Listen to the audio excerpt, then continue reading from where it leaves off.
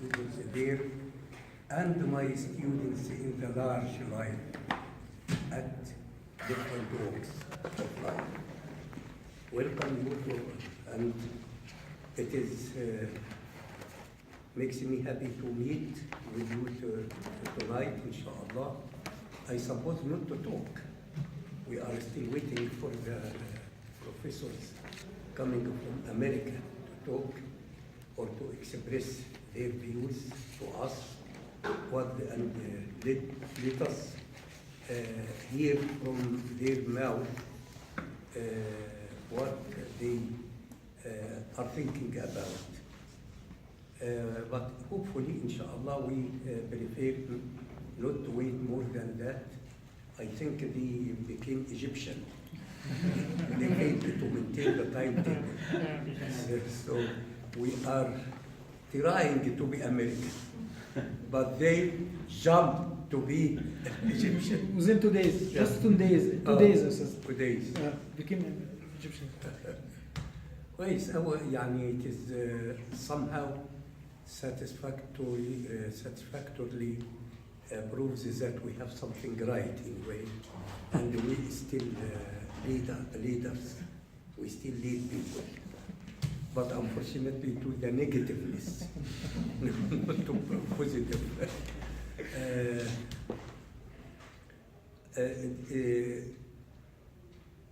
I have no time to think to talk what to talk about.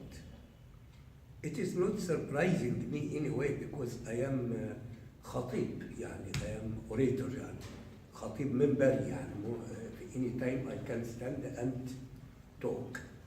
You see, so but when I give a lecture, I have to think of what I'm going to say, and on the top of that, there is an unlimited room for something to come as inspiration, ilham, from His Almighty Allah Subhanahu wa Taala. Without this ilham or without this inspiration, actually I am suffering of ignorance and lapse, or I can go to the extreme and collapse. So we always talk with the aid of Allah, the Almighty, and what I wanted to say here and to emphasize is that I will talk at random. I talk at random, and I let myself go any direction that Allah directs me. I'd like to say that in lieu of meeting some American, I like to say that we should not, I like to say to them, we should not gamble. We should not gamble with the fates of the nations. We should not overemphasize our egoism and arrogance. We should know that we are not alone in this world. We should know that all of us were born from a single couple, Eve and Adam. And no one claim any superiority unless he is more pious or more allowing for Allah in his life. Perhaps this is concerning the Muslims, but concerning those who has no God or those who has their gods in their hand, to these people we say we can't talk about piety or about the presence of God and in conscience. We can't go this way. But we say, and we stretch the meaning of the Prophet ﷺ hadith, the Prophet ﷺ hadith as to mean that no one can claim superiority. No one can claim superiority unless he is capable of offering much to humanity. Unless you offer and cater for humanity and show much respect to every member of the human society and respect other people's right, you cannot come and just say, put up your beak and look from up to the people who are surrendered to you at the ground. Life cannot go like that. We have many international experiences.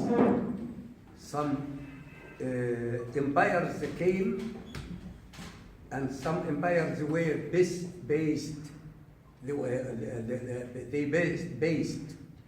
their life and their power on violence or on power alone. Look what they could do. They went to the drain. They are not here any longer.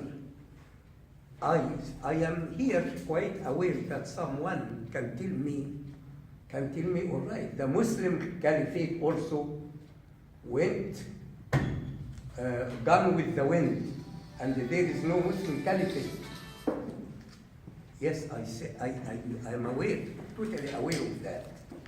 But we look at this example. We suppose that we have two persons. Both of them are rich or is rich enough. Both of them. They are both very rich.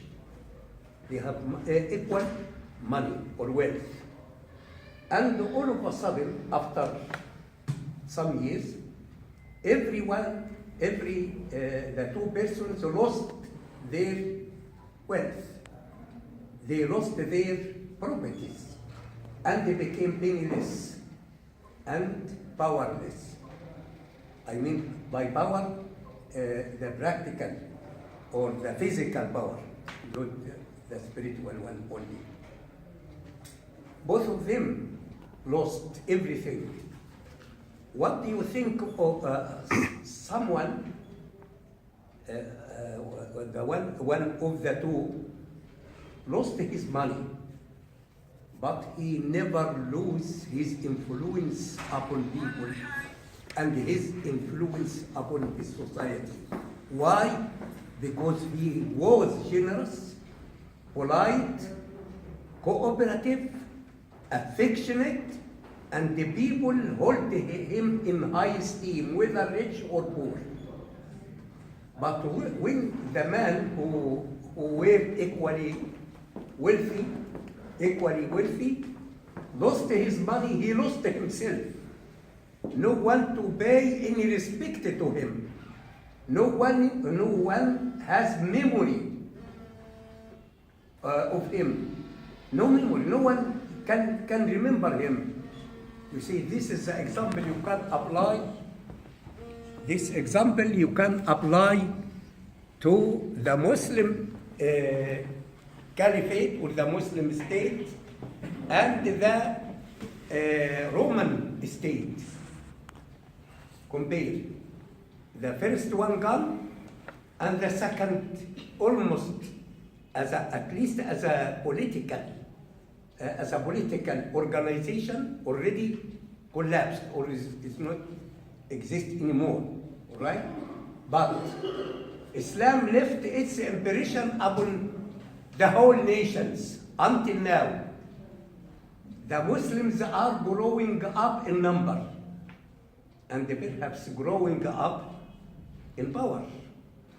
If not today, it will not be tomorrow, but not in the future. So everything is changing, especially our human society. So now we still talking about Umar ibn al-Khattab, Abu Bakr, Umar ibn al-Khattab, Uthman, Ali. despite the disappearance of their empire, let me say it, it wasn't empire, but let me use this word, but the status of Islam is still growing, still influencing and directing and guiding around the globe. The Muslims are badly persecuted nowadays, are badly persecuted nowadays, are badly treated, are badly propagated, badly propaganda go always day and night, working against the Muslims.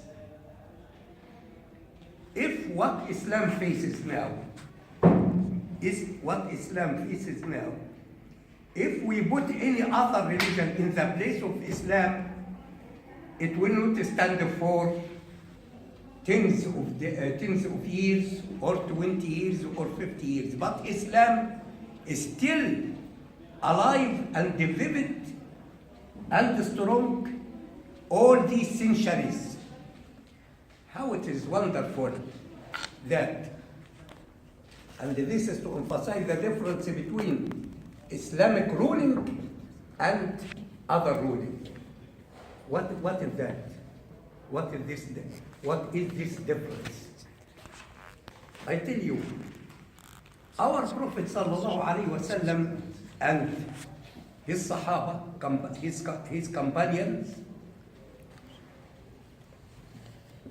companions, spreaded Islam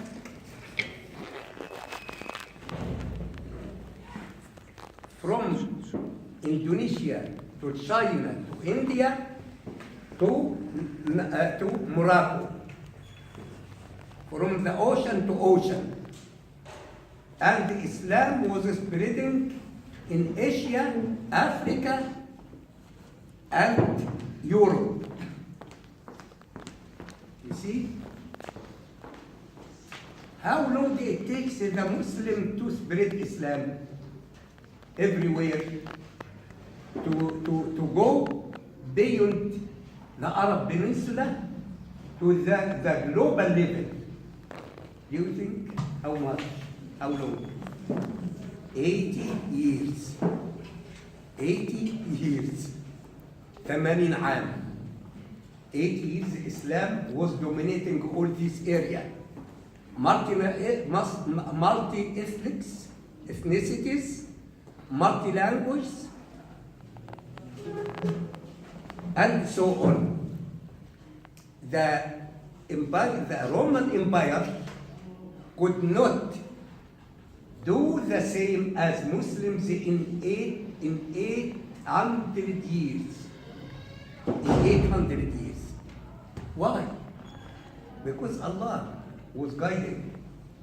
Allah was with these people who were sincere enough to go and call people. Sorry, Assalamu alaikum. Welcome, please. Who is else with you? Yes, on my yes, here. Thank you very much. Welcome you.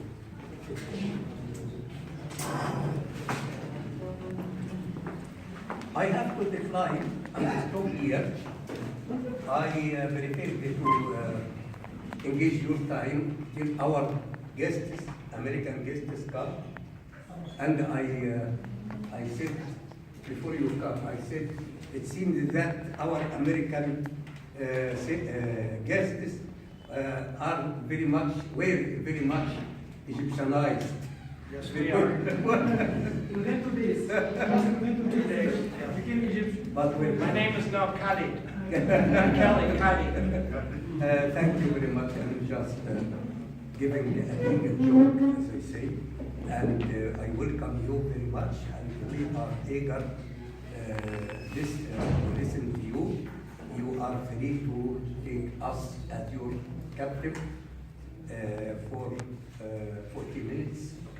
Or less if you be generous enough. And if our audience, the floor, has any questions, they get ready, inshallah. And on behalf of my students, all are my students, whether in here or in Azhar, I welcome you both. What's your name? Ines. Ines, Anas. Yes, Anas. And you Kali. Kali, yes. Kali and Ines, welcome, inshallah, in Egypt. I wish you a good stay and a good impression about the Egyptian people. And always such meetings should be directed at uniting the human race. Yes, of course, we don't claim what is beyond us. We are not politicians to decide upon big issues like that. But anyway, we do our best to bring people together and to care for each other and to minimize the enmity that may prevail us and the Gulf, especially the Gulf is widening between Muslims and American. Let's talk the truth. And it is a pity. We like America very much. They are very much advanced. And we are need to have to America, and America is in need to Muslims.